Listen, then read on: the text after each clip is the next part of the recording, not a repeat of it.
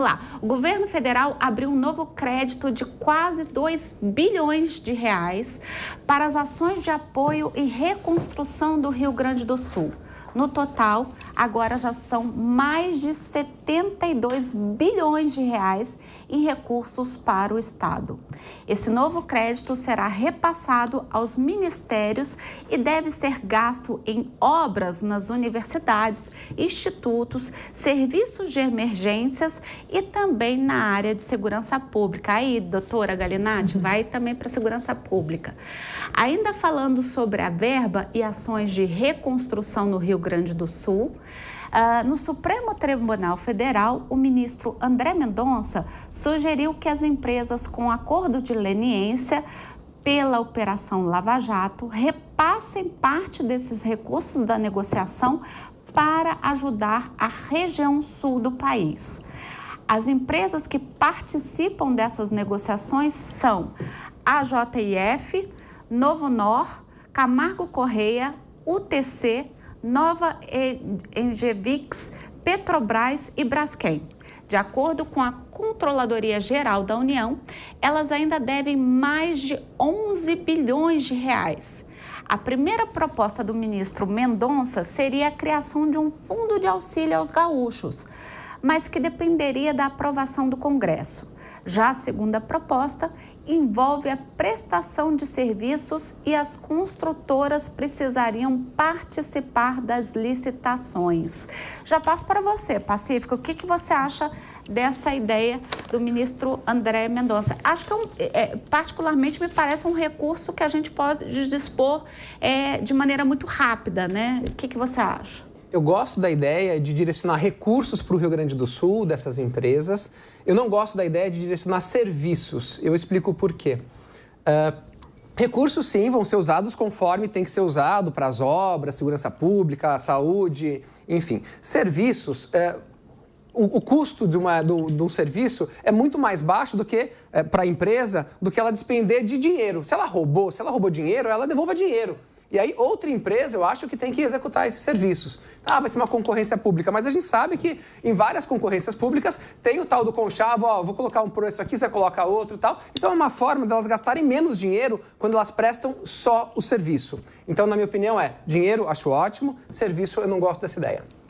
O problema é que eu fico pensando aqui, como é que a gente vai...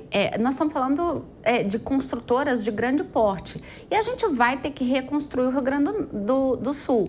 Como é que nós vamos reconstruir sem o apoio dessas grandes construtoras? Querendo ou não, elas vão ter que participar.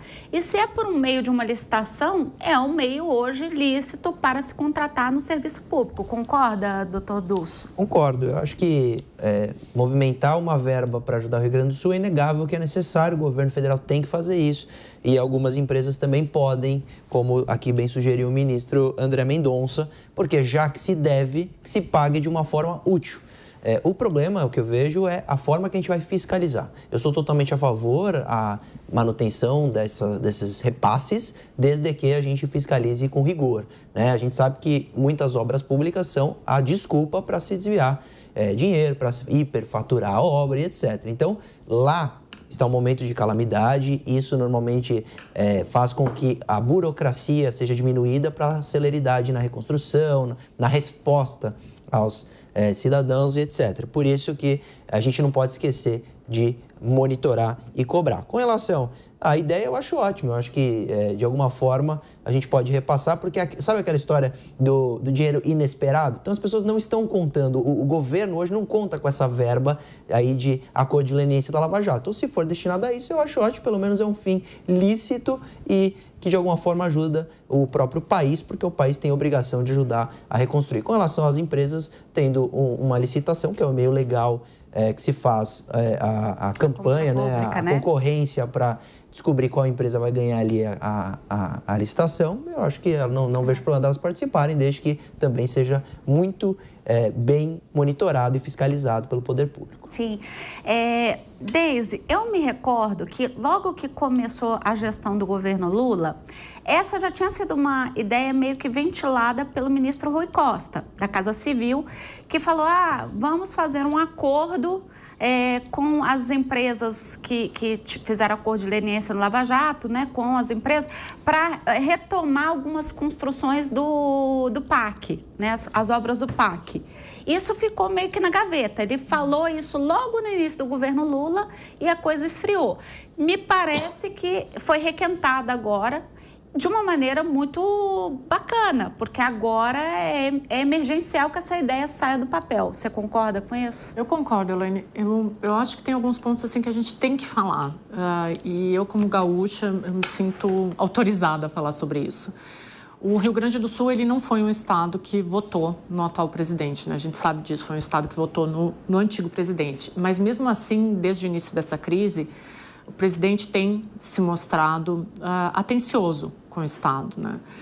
Tem se feito presente, tem apresentado medidas, isso a gente não pode negar, né?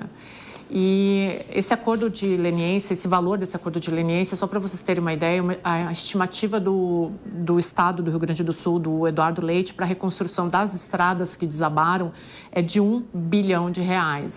Então, esse dinheiro ele poderia pelo menos reconstruir as ligações entre os municípios, né? Porque as pessoas não conseguem sair das suas cidades. E vale lembrar que a maioria dos municípios do Rio Grande do Sul, as pessoas fazem tratamento de saúde na capital, em Porto Alegre, então não conseguem chegar. Esse acordo, ele no mínimo, se esse dinheiro fosse para o estado do Rio Grande do Sul, ele iria servir para reconstruir as estradas e as ligações. Me preocupa, como todos os meus colegas falaram aqui, a questão de como que esse dinheiro vai ser utilizado, da fiscalização e da própria burocracia. Eu vou dar um exemplo logo dos primeiros dias. Teve, eu não lembro da cidade, mas, se eu não me engano, foi próprio Lajeado, que caiu uma das estradas lá, os moradores se reuniram e reconstruíram a cabeceira da estrada. Então, um deu cimento, o outro deu pedra e assim eles conseguiram reconstruir. E o Dyer foi lá e falou que eles não poderiam fazer aquilo, que eles precisavam do Estado. Só que eles gastaram, entre os moradores, com material bruto, R$7 milhões. O governo dizia que aquela ponte que eles reconstruíram seria 19 milhões. Então, me preocupa essa questão da burocracia no Rio Grande do Sul. Mas esse tipo de atitude é sempre muito bem-vindo, né? Agora, espero que o dinheiro dessa vez chegue, né? Porque a última enchente do ano passado não chegou até agora. Lene, tem muita gente, né, tem muito egoísta que pode olhar e falar, poxa, tá pegando dinheiro de imposto e colocando para a população que não tem nada a ver com o meu estado. Esse egoísta tem que pensar que ele tem que olhar o país como uma máquina que funciona por completo. Sim. Se a gente, por exemplo, não tomar as medidas como a Daisy falou, de reconstrução das estradas, do transporte, vai faltar arroz. Vai faltar arroz no seu prato aí, vai aumentar o preço do alimento no supermercado. Então, interfere na vida desse indivíduo que é egoísta. Mesmo que não interferisse, né, por humanidade, né? A pessoa está sofrendo. Entendo. Mesmo claro, que faltasse empatia. Por empatia, mas ele tem que entender que, mesmo tirando a empatia, vai interferir diretamente na vida dele, não importa. Ele tem que entender que nenhum de nós hoje que moramos no Brasil estamos longe de viver uma crise igual a essa amanhã pode ser você que precisa. Verdade. A gente precisa entender que nós estamos longe. Janeiro desse ano, São Paulo aqui não... São Paulo parou. Ficamos por um fio. Né? Ficamos sem energia aí vários dias. Verdade. Tem que ajudar. E a verdade é que eu não vi ainda nada no sentido de se evitar que próximo janeiro aconteça o mesmo. Não. Né? Se eu estiver enganada, nossos microfones e câmeras estão abertas para esclarecer. Doutora Galinatti, concorda com o uso desse recurso? Concordo, e acredito que quando existe uma crítica muito grande em relação ao Poder Judiciário, ao STF, ter autonomia e ativismo que exasperam muitas vezes a atribuição julgadora, aí é um ótimo exemplo de proatividade necessária e brilhante. Sendo relator da leniência, o André Mendonça ele tem buscado audiências de conciliação entre as empresas e a União.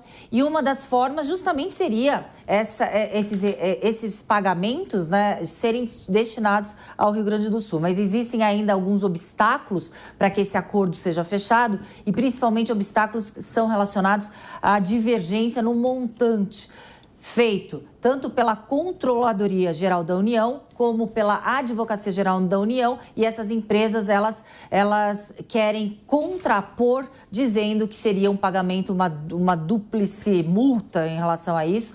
Eles não concordam com o montante sendo designado e também porque eles dizem que o orçamento fiscal das empresas não seria em débito desta forma à União. Mas pulando os obstáculos ao chegar a uma conciliação. Achei brilhante a iniciativa do ministro André Mendonça. Sim, uma coisa é a iniciativa, outra é a execução dela e como ela será fiscalizada.